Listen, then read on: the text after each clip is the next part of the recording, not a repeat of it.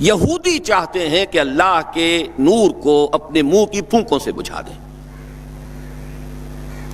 تاریخی اعتبار سے سب سے پہلے چلیے اس ماحول میں جب یہ آیات نازل ہوئی ہیں، اس وقت اگرچہ اسلام کی مخالفت میں دو گروہ تھے جو سرگرم تھے، ایک مشرکین عرب جن کے سر خیل تھے مشرکین مکہ، اور دوسرے یہودی۔ چنانچہ یہی بات ہے جو سورہ مائدہ میں فرمائی گئی، لَتَجِدَنَّ أَشَدَّ النَّاسِ عَدَاوَةً لِلَّذِينَ آمَنُوا الْيَهُودَ وَالَّذِينَ أَشْرَكُوا، تم پاؤ گے کہ اہل ایمان سے دشمنی میں شدید ترین تمام انسانوں میں یہودی ہیں اور مشرک ہیں۔ مکے کے مشرک یا جزیرہ نما عرب کے مشرک اس وقت جن کے سر خیل تھے، جن کے لیے قرآن مجید میں سورہ توبہ میں ائمہ کا لفظ آیا ہے، فقاتلوا ائمۃ الکفر، ایک طرف وہ تھے جو شدید مخالف اور دوسری طرف یہودی، لیکن ان دونوں کی مخالفت کے انداز میں فرق تھا۔ یہ نوٹ کرنا چاہتا ہوں میں آج، اچھی طرح سمجھ لیجئے۔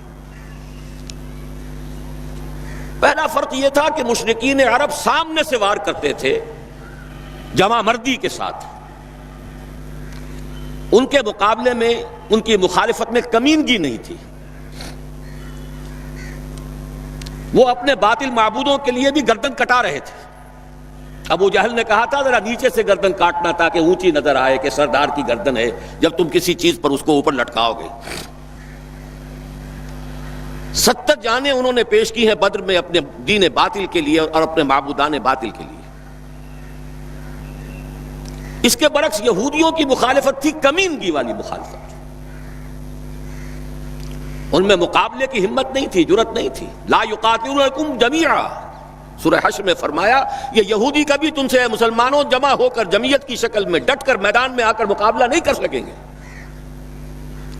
الا فی قرى محصنۃ او من وراء جدر، بڑے مضبوط قلعہ بندیوں میں اپنے آپ کو محفوظ کر کے اور فصیلوں کے پیچھے سے، دیواروں کے پیچھے سے، عورتوں کی طریقے سے پتھراؤ کریں گے، اس کے سوا کچھ نہیں کر سکتے۔ تو پہلا فرق یہ تھا کہ مشرکین مکہ اور مشرکین عرب بالعموم مخالفت کر رہے تھے، لیکن ان کی مخالفت جمع مردوں والی مخالفت تھی، سامنے کے دشمن کی حیثیت سے کھلم کھلا علی الاعلان، جبکہ یہودیوں کی مخالفت میں کمینگی تھی، سازشی انداز تھا، خود لڑنے کی بجائے دوسروں کو ابھار ابھار کر لاتے تھے۔ اور دوسرا بڑا فرق کیا تھا؟ اس پہلے فرق کو تو نمایاں کیا اسی لفظ سے کہ گویا کہ اپنے منہ کی پھونکوں سے بجھانا چاہتے ہیں۔ ابو جہل بھی بجھانا چاہتا ہے اللہ کے نور کو، لیکن اپنے زور بازو کی بنیاد پر۔ اور یہ لوگ کردار کے اعتبار سے اتنے گر چکے ہیں کہ زور بازو کی بنیاد پر نہیں، منہ کی پھونکوں سے بجھانا چاہتے ہیں۔ بہترین تعبیر کی ہے اس کی مولانا ظفر علی خان نے کہ نور خدا ہے کفر کی حرکت پہ خندہ زن، پھونکوں سے یہ چراغ بجھایا نہ جائے گا۔ دوسرا فرق یہ تھا کہ اگرچہ مشرکین میں بھی ایسے لوگ تھے جو پہچان چکے تھے کہ محمد اللہ کے رسول ہیں، سچے ہیں، صادق ہیں، لیکن وہ استثنائی معاملات تھے، وہ غافل تھے۔ قرآن مجید میں بار بار ان کے کفر کے لیے ایک توجیہ پیش کی گئی ہے کہ ان کے پاس کوئی رسول آیا ہی نہیں، ان کے لیے رسالت اور نبوت بڑی ایک عجیب سی شے تھی، وہ چیزیں ان کے ذہن سے بالکل خارج ہو چکی تھی۔ لیکن یہود کا معاملہ اس کے برعکس تھا، وہ 100% پہچانتے تھے محمد رسول اللہ کو صلی اللہ علیہ وسلم، بالخصوص ان کے علماء، یعرفونہ کما یعرفون ابناءہم، پہچانتے ہیں اسے جیسے کہ اپنے بیٹوں کو پہچانتے ہیں، علی وجہ البصیرۃ، وہ کسی مغالطے میں نہیں تھے، پوری ڈٹائی کے ساتھ پہچانتے ہوئے۔ آپ کو تو معلوم ہے کہ حضور صلی اللہ علیہ وسلم کی جو نشانیاں ہیں ان کا تو معاملہ بہت آگے کی بات ہے۔ حضور کے ادنا رفقا کا معاملہ کیا تھا کہ حضرت عمر رضی اللہ تعالیٰ عنہ کے بارے میں پوری ان کی صفات ان کے ہاں موجود تھی، اور عیسائی علماء نے ان کے ساتھ ٹیلی کر کے ہی حضرت عمر کو سامنے کھڑے ہو کے دیکھ کر اور پھر جو ہے یروشلم کا قبضہ لیا تھا کہ ہاں یہ وہی درویش بادشاہ ہے جس کا ذکر موجود ہے ہماری کتابوں میں کہ یروشلم اس کے ہاتھوں فتح ہوگا۔ تو یہ دو فرق ذہن میں رکھیے، یریدون لیطفئوا نور اللہ بافواہہم واللہ متم نورہ۔ دوسری بات جو سوچنے کی ہے اس آیت میں کہ نور اللہ سے مراد کیا ہے؟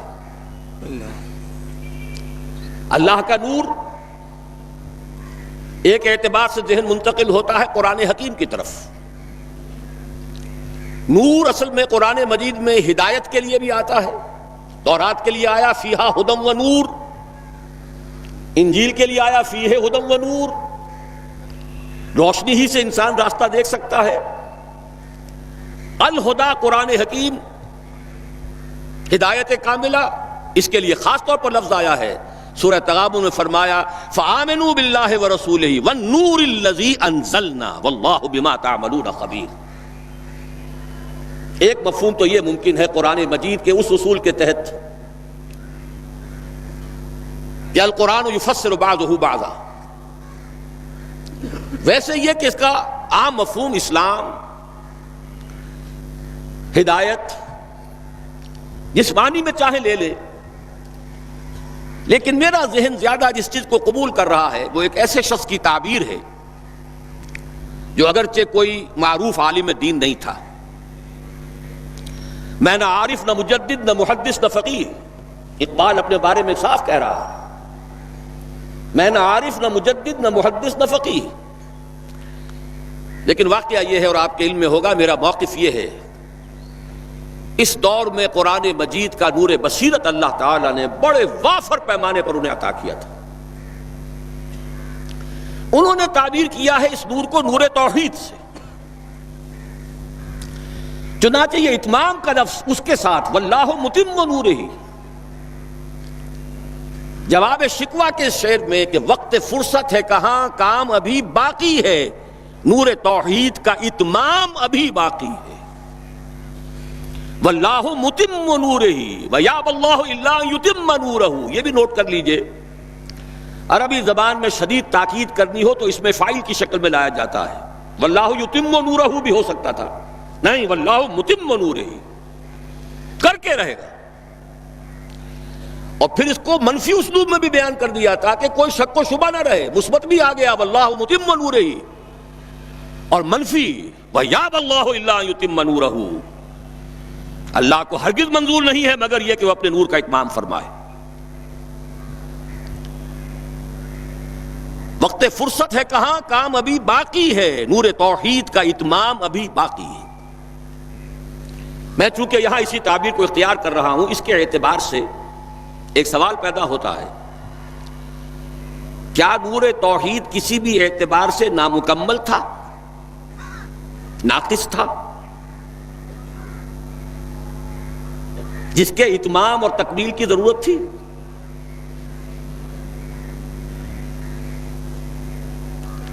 اگر میں اس سوال کا جواب ہاں میں دوں تو آپ سب چونک جائیں گے، لیکن میری وضاحت سن لیجئے۔ جہاں تک عقیدے کا نور ہے، عقیدے کی توحید ہے، اور انفرادی سطح پر اپنے عمل کی توحید ہے، توحید کے دو حصے سمجھ لیجئے۔ ایک توحید ہے عقیدے کی توحید، اللہ کو ایک ماننا، ایک جاننا، اس کی صفات میں، اس کی ذات میں کسی کو اس کا ساجی، ہمسر، برابر، ہم پلہ، کفر، ند، ضد نہ سمجھنا۔ ایک عمل کی توحید ہے کہ ایک ہی اللہ کے مطیع فرمان ہو جانا، ہما تن، ہما وقت، ہما وجوہ، مخلصین لہ الدین، یہ عملی توحید ہے۔ تو عقیدے کی توحید اور انفرادی سطح پر عمل کی توحید ہر دور میں مکمل رہی، حضرت آدم کی بھی مکمل تھی، حضرت نوح کی بھی مکمل تھی، تمام انبیاء کرام کی مکمل تھی، نہ ان کی عقیدے کی توحید میں کوئی کسر ہو سکتی تھی، نہ انفرادی سطح پر عمل کی توحید۔ لیکن ایک توحید ہے اجتماعی سطح پر عمل کی توحید، پورے نظام زندگی کا اللہ کے حکم کے تابع ہو جانا، یہ ابھی مکمل ہونا تھا، اس کی تکمیل ہونی تھی۔ افراد موحد تھے اپنی زندگیوں میں بھی، اپنے عقیدے میں بھی. نظام جیسا آج آپ غور کیجئے، بڑے بڑے فنے خواہ موحد موجود ہیں ہمارے ہاں، فنے خواہ سمجھتے ہیں اپنے آپ کو کہ معلوم ہوتا ہے شرک ہمارے قریب بھی نہیں آ سکتا. اجتماعی سطح پر ہم سب مشرک ہیں، پوری قوم مشرک ہے، مشرکانہ نظام ہے. جب تک وَيَكُونَ الدِّينُ كُلُّهُ لِلَّهِ نہیں ہوتا یہ نظام مشرکانہ ہے، قانون اللہ کا نہیں ہے. آپ کی عدالتوں میں اللہ کے حکم کی کوئی حیثیت نہیں ہے، آپ کی منڈیوں میں اور بازاروں میں اللہ کا حکم نہیں چلتا ہے. معلوم یہ ہوا کہ ایک ہے اجتماعی توحید. کچھ مواقع ضرور آئے ہیں تاریخ انسانی میں جبکہ اجتماعی توحید بھی ہوئی، حکومت قائم ہوئی حضرت داؤد کی اور حضرت سلیمان کی، وہ اجتماعی توحید کی تھی. لیکن ایک بات نوٹ کر لیجئے گا، یہ میرا اصل میں کل کی تقریر کا موضوع ہے. یہ کام تاریخ انسانی میں صرف ایک مرتبہ ہوا ہے کہ ایک فرد واحد اپنی دعوت کا آغاز کرے اور تمام مراحل سے گزار کر اپنی اس دعوت اور تحریک کو اور توحید کامل تک معاشرے کو پہنچا دے. یہ اس سے پہلے کبھی نہیں ہوا. حضرت داؤد کو تو راہ چلتے حکومت مل گئی تھی، جنگ تو ہو رہی تھی حضرت طالوت اور جالوت کی. وہ تو ایک گڈریا اپنا گوپیا لے کر آ گیا ہے وقت پر اتفاقاً، اور اس گوپیے کی جو پتھر تھا وہ جالوت کے آنکھوں کے اس کی زرہ میں جو سوراخ تھا اس میں سے ہو کر اس کے بھیجے میں گزر گیا، مارا گیا، حکومت مل گئی. کیا حضرت داؤد ایک داعی کی حیثیت سے سامنے آئے تھے؟ کیا انہوں نے اپنی کوئی جماعت بنائی تھی؟ کیا ان مراحل سے گزرے تھے؟ قطعاً نہیں. صرف ایک مرتبہ ہوا ہے تاریخ انسانی میں، اور وہ محمد الرسول اللہ صلی اللہ علیہ وسلم. فرد واحد سے بات شروع کر کے یہ جو آتا ہے خطبات جمعہ میں آپ سنتے وحد اللہ، توحید باب تفعیل سے، اور اپنی توحید کو خالص کرو اور خالص کرو اور خالص کرو اور خالص کرو، شرک سے اسے ہر اعتبار سے پاک کر دو. یہ تو پوری زندگی کا لائف لانگ ایفرٹ ہے. آخری امتحان توحید کا جو لیا ہے ابراہیم کے رب نے. دیکھیں اس بوڑھے کے دل میں کہیں اپنے بیٹے کی، اکلوتے بیٹے کی محبت تو ہم سے زیادہ نہیں ہو گئی. کیسے کیسے امتحانات سے گزر چکا وہ بوڑھا، کیسے کیسے امتحانات. لیکن آخری امتحان دعائیں مانگ مانگ کر بیٹا لیا تھا. فلما بلغ معه السعی، اور جب اب ذرا ہاتھ بٹانے کے قابل ہوا، کہیں اس کی محبت ہماری محبت سے زائد تو نہیں ہو گئی. انی ارا فی المنام انی اصبحک فانظر ماذا تری. اس لیے جو آتا ہے قرآن مجید میں بار بار حضرت ابراہیم کے لیے آخری سند کے الفاظ آتے ہیں وما کان من المشرکین، شرک کے ہر شائبے سے پاک. تو یہ توحید عملی اجتماعی سطح پر ہونی باقی تھی. اس کا تعلق ہے اگلی آیت سے. یہ کب ہوگی؟ هو الذی ارسل رسولہ بالہدی ودین الحق لیظہرہ علی الدین کلہ ولو کرہ المشرکون. اللہ نے اپنے ان آخری رسول کو محمد صلی اللہ علیہ وسلم کو تو بھیجا ہی ہے الہدا، وہ دین حق اور الہدا اور دین حق دے کر، تاکہ غالب کریں. جب تک دین غالب نہیں توحید ناقص ہے. عقیدے کی توحید ہو سکتا ہے کہ ہو، انفرادی سطح پر بھی ہو سکتا ہے، ایک آدمی جہاں جہاں بھی اللہ کا حکم مان سکتا ہو مان رہا ہو، لیکن آخر وہ کسی قوم کا فرد ہے، کسی ریاست کا شہری ہے، کسی خاندان کا فرد ہے، چہار طرف سے جکڑا ہوا ہے رشتوں میں اور تعلقات میں. اس کی زندگی کے کتنے گوشے ہیں کہ جن کو ابھی وہ مشرکانہ نظام اپنی گرفت میں لیے ہوئے. یہ در حقیقت اسی وقت ہوگا جبکہ اللہ کا دین غالب ہو جائے. هو الذی ارسل رسولہ بالہدی ودین الحق لیظہرہ علی الدین کلہ ولو کرہ المشرکون. مشرک تو کبھی پسند نہیں کریں گے. یہاں ذرا شرک کو سمجھ لیجئے، یہ شرک صرف عقیدے کا نہیں. آج کا سب سے بڑا شرک کیا ہے؟ اللہ کا اللہ کو دو، ریاست کا ریاست کو دو۔ یہ سیکولر نظام ہے، یہاں پر جو ہے حاکمیت عوام چلے گی۔ جاؤ مسجدوں میں اللہ کا حکم نافذ کر لو۔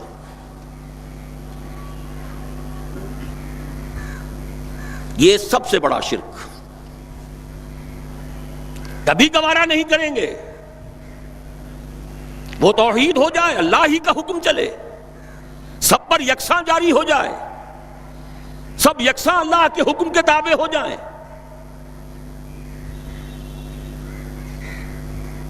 وَلَوْ كَرِهَ الْمُشْرِكُونَ، مشرک کبھی نہیں چاہیں گے، لیکن ان کی مخالفت کے علی الرغم، ان کی ساری ریشہ دوانیوں کے باوجود، ان کی تمام سازشوں کے باوجود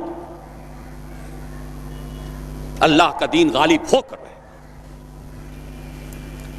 اب ذرا تاریخی اعتبار سے جائزہ لیجئے، ابھی ہم تھے اس ماحول میں جبکہ ابھی یہ آیات نازل ہو رہی تھی۔ پہلی بات تو یہ سمجھ میں آ گئی کہ محمد الرسول اللہ صلی اللہ علیہ وسلم کا مقصد بعثت ہے غلبہ دین۔ یہ نوٹ کرنے کی بات ہے، کسی اور رسول کے لیے اللہ نے قرآن مجید میں یہ الفاظ استعمال نہیں کیے۔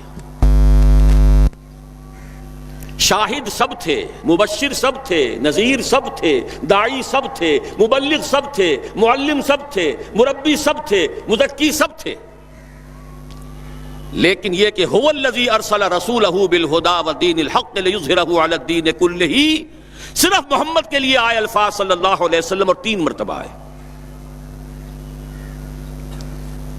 اب اس کے ساتھ جس کو صغرا کبرا کہتے ہیں لاجک میں پریمیسز، اس کے ساتھ جوڑیے دوسری بات جو قرآن میں 5 مرتبہ آئی ہے، اگرچہ وہ آئی ہے ذرا مختلف الفاظ میں۔ کہیں فرمایا وَمَا أَرْسَلْنَاكَ إِلَّا رَحْمَةً لِلْعَالَمِينَ، ہم نے نہیں بھیجا ہے محمد صلی اللہ علیہ وسلم آپ کو مگر تمام جہان والوں کے لیے رحمت بنا کر۔ آپ کی بعثت جغرافیائی، نسلی، قومی، علاقائی حدود سے ماورا، بالا تر۔ قرآن میں بقیہ سارے رسولوں کی بات آتی ہے تو کہتے ہیں یا قوم، یا قوم، یا قوم۔ نوح نے کہا یا قوم اعبدوا اللہ، ہود نے کہا یا قوم اعبدوا اللہ، صالح نے کہا یا قوم اعبدوا اللہ ما لکم من الہ غیرہ، اور قرآن کہتا ہے یا ایھا الناس، یا ایھا الناس اعبدوا ربکم الذی خلقکم والذین من قبلکم لعلکم تتقون۔ لیکن صریح ترین جو لفظ آیا ہے وما ارسلناک الا کافۃ للناس بشیرا ونذیرا، ہم نے نہیں بھیجا ہے محمد صلی اللہ علیہ وسلم آپ کو مگر پوری نوع انسانی کے لیے بشیر اور نذیر بنا کر۔ اب ذرا اس کو جوڑیے، محمد کو بھیجا کاہے کے لیے؟ غلبہ دین کے لیے صلی اللہ علیہ وسلم، اور بھیجا کن کے لیے؟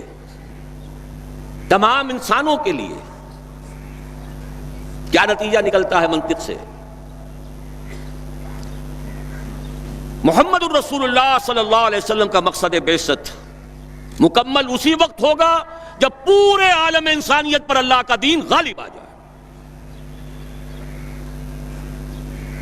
ورنہ بات وہی ہے جو اقبال کا شعر سنا چکا ہوں، وقت فرصت ہے کہاں کام ابھی باقی ہے، نور توحید کا اتمام ابھی باقی ہے۔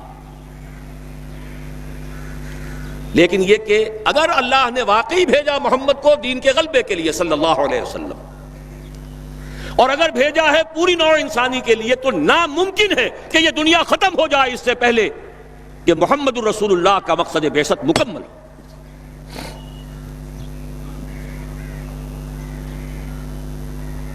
یہی بات ہے کہ جس کی خبر پیشن گوئی کے طور پر قرآن میں تو نصوص ہیں، لیکن ان سے نتیجہ نکالنا پڑے گا، منطق۔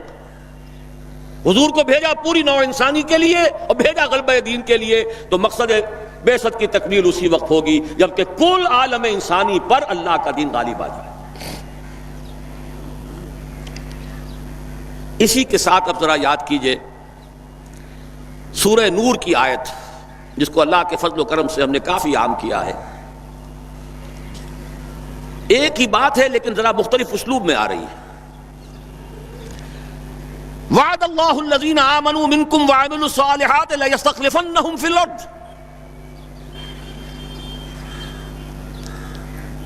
وعد اللہ الذین آمنوا منکم، یہاں منکم پر ذرا زور دیجئے، کن سے خطاب ہو رہا ہے؟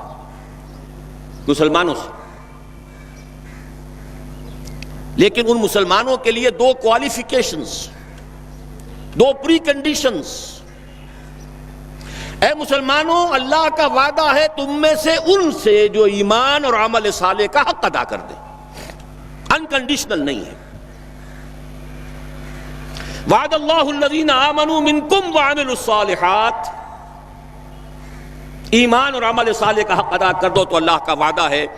اور وعدہ کتنا مؤکد ہے، نون مشدد کے ساتھ تینوں دفعہ، اور ایک ہی بات کو تین اسلوبوں میں.